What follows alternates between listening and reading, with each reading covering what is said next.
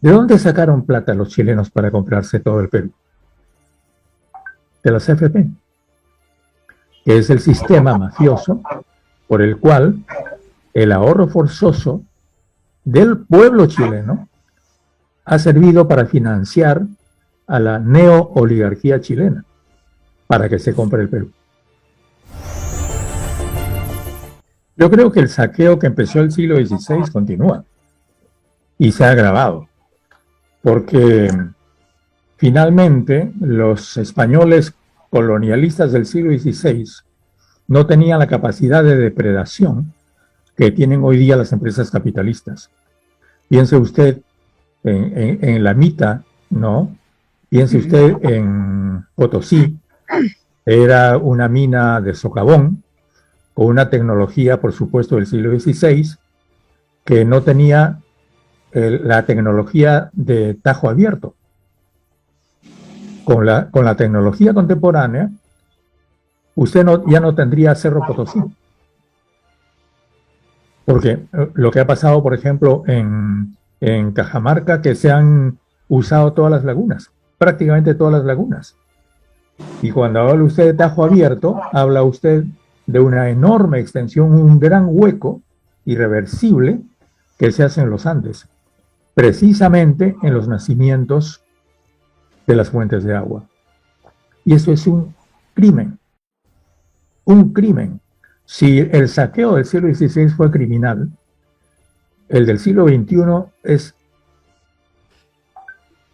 no sé cuántas veces más criminal que el del siglo XVI. ¿Y eso por qué ha sido? Una vez más, porque no tenemos una mentalidad nacional. El señor Fujimori, dirigido por los Estados Unidos, por el Banco Mundial y por el BID, en el año 1990, vendió todo el Perú. La flota pesquera, que era la primera flota de América Latina, de la costa Pacífico de América Latina, fue vendida íntegramente. Los cielos peruanos fueron entregados a Piñera, a la empresa Piñera. Socio de Kuczynski. Socio de Kuczynski. Bueno, ¿y para qué le voy a decir? Esa historia la sabemos. Pero lo que quiero remarcar es lo siguiente. ¿De dónde sacaron plata los chilenos para comprarse todo el Perú?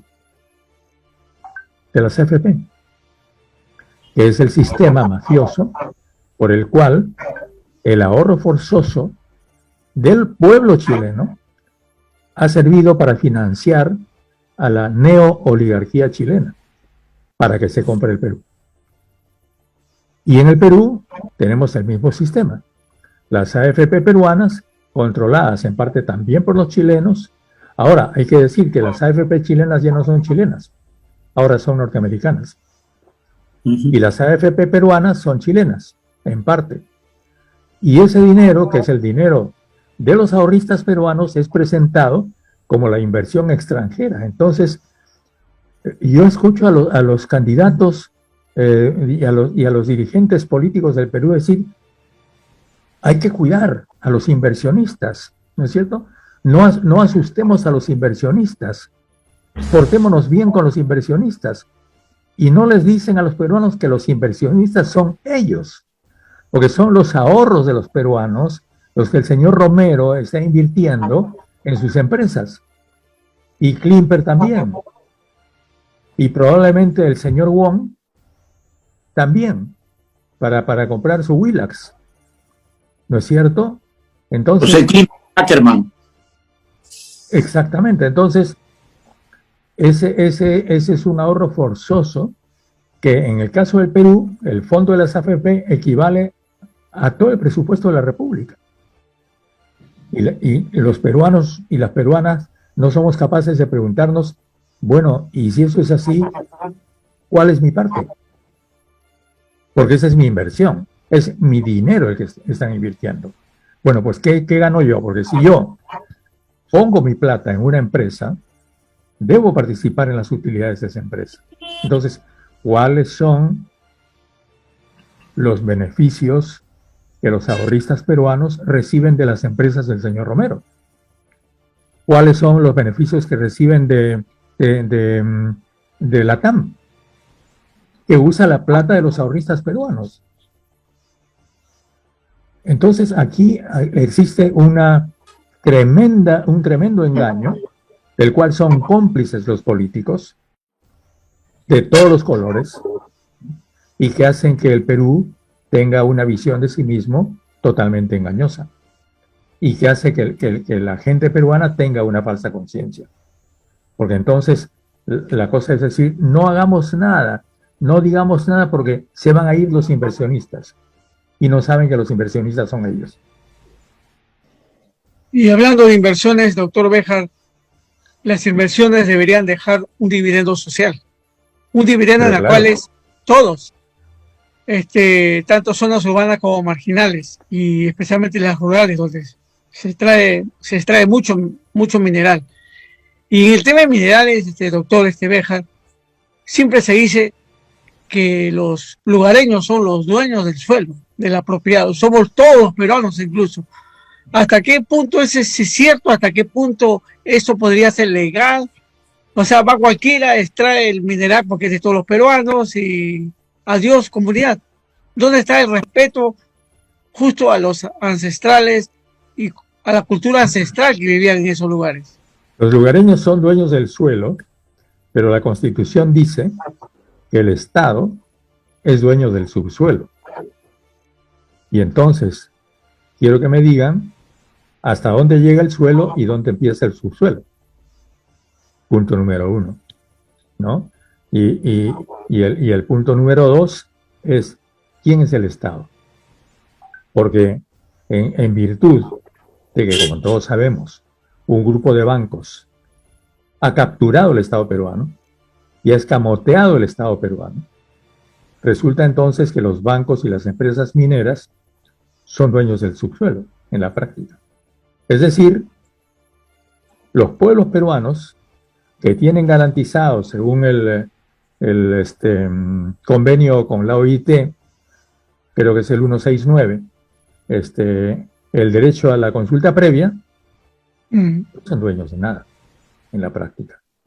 Es decir, si yo descubro petróleo en mi casa, al final yo no voy a ser el dueño de ese petróleo que está en mi suelo. Si usted fuera un ranchero norteamericano de Texas y descubre petróleo en su casa, se vuelve usted millonario. Si usted es un indiecito de Cajamarca y descubren oro debajo de su casa, lo botan. Esa es la diferencia. Esa es la diferencia entre un Estado colonial y colonizado, de mentalidad colonial y esclavista, de un Estado que representa una nación. Porque nosotros podemos decir todo lo que querramos sobre Estados Unidos.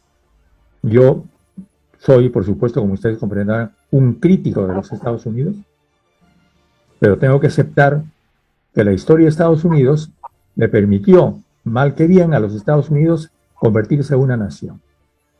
El Perú no se ha convertido en una nación. Y la gran pregunta y terrible pregunta es para los peruanos, si la historia nos va a dar tiempo, antes que nuestro medio ambiente sea destruido, en convertirnos en una nación. Porque para mí también, ustedes me preguntaron cuál es la causa, y ahora yo les digo cuál es la terrible perspectiva que yo veo. ¿Por qué le digo esto? Porque nos vamos a quedar sin agua, porque el calentamiento global va a eliminar probablemente gran parte de Tumbes, gran parte de Trujillo, toda la punta. La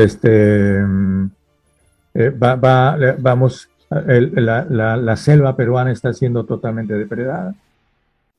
La radiactividad en este momento hace peligroso vivir en Arequipa, en Puno, en Juliaca, en Huancayo. Y si eso continúa,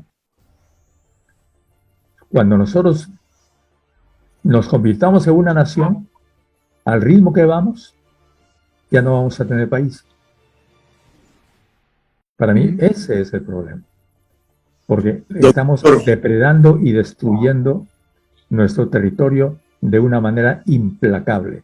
Y eso se da no solamente en los campos y en la selva, sino también en la ciudad. Si no veamos Lima, Trujillo, Cusco, Chiclayo, que están sufriendo un proceso de destrucción impresionante. La historia de la minería viene también desde la colonia, fue renovada con la República. El capital norteamericano entró después de la guerra con Chile y con Odría, el año 50, se hizo una ley para los mineros, la primera ley minera. Y con Kuczynski, como ministro de Energía y Minas de Belaúnde y después como presidente de la República, se adecuó todavía más una ley que les permite a los mineros todo. Entonces, mientras el Perú permite que haya tajo abierto, como le dije, en las cumbres andinas, Costa Rica tiene prohibidas las minas de tajo abierto constitucionalmente. La Constitución de Costa Rica prohíbe la minería de tajo abierto. ¿Y por qué no se prohíbe la minería de tajo abierto en el Perú? Porque se cree, y yo escucho decir todos los días a todos los comentaristas en las radios y las televisoras, que el futuro del Perú es la minería. Cuando lo que tendría que pensar en el Perú es cómo vivir sin la minería. Claro, a mí me van a decir que estoy loco por eso. Pero la minería no es buena en ninguna parte del mundo. Me van a decir que entonces todo lo que hacemos tiene metales. Sí, pues todo lo que hacemos tiene metales. ¿Y por qué tenemos que ser nosotros las víctimas? ¿Y por qué no pueden ser otros países que tienen las minas en lugares desérticos como Chile? Las minas de Chile están en el desierto. Las minas del Perú están enclavadas en zonas cultivables. Y eso no puede ser. Entonces el Perú tiene que pensar y arreglar sus cosas para vivir de otras actividades que no sea la minería. Mientras la conciencia peruana, que desgraciadamente está enclavada hasta en el último peruano, nos diga y nos fije que estamos condenados a vivir de la minería, simplemente no vamos a tener país. Vamos a continuar destruyendo nuestro país. Y el Perú puede vivir de la agricultura, puede tener una industria, puede tener tecnología, puede generar una cantidad de ocupaciones de alta calidad, de que pueden dar muchísimo más grande empleo, empezando por la agricultura, por ejemplo, para empezar, pues tampoco estoy hablando de que el Perú sea un país agrícola, no puede serlo, pero para empezar.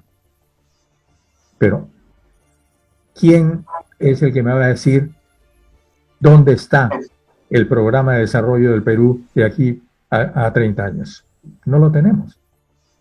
Somos ociosos porque vivir de la minería significa que te sientas en tu casa y dejas que otra gente esté sacando el oro que pasa por tus narices. Y mientras China y Suiza están acumulando enormes cantidades de oro, seguramente el oro peruano, ese oro sale del Perú. Y al Perú no se le ocurre tener por lo menos una parte de sus reservas en oro. Entonces, no tenemos ningún punto de vista, ni el más elemental, que sea un punto de vista nacional.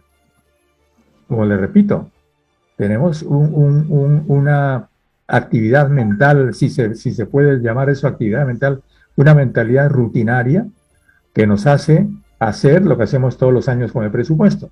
Es decir, todos los años aprobamos el mismo presupuesto que viene desde 1990. Todos los años renovamos los contratos. A propósito del gas de Camisea, eso también tiene una historia. El gas de Camisea lo iba a explotar la Shell. Y la Shell se fue porque había tenido una pésima experiencia en Nigeria. Era una empresa que es una gran empresa internacional, que estaba enjuiciada internacionalmente, tenía mucho miedo cuando llegó al Perú. Y cuando Fujimori y los fujimoristas le pidieron coimas, le pidieron a la Shell que se convierta en una Odebrecht, la Shell se fue. Yo he conocido al gerente, que era un hombre muy joven, al primero que vino de la Shell en el Perú. Y entonces, cuando se fue la Shell, empezó todo el negocio con el gas. Todo ese enredo que ahora hace que nosotros estemos regalando el gas, ¿no? Pero que a México y estemos pensando exportar el gas a Chile, mientras en el Perú no hay gas.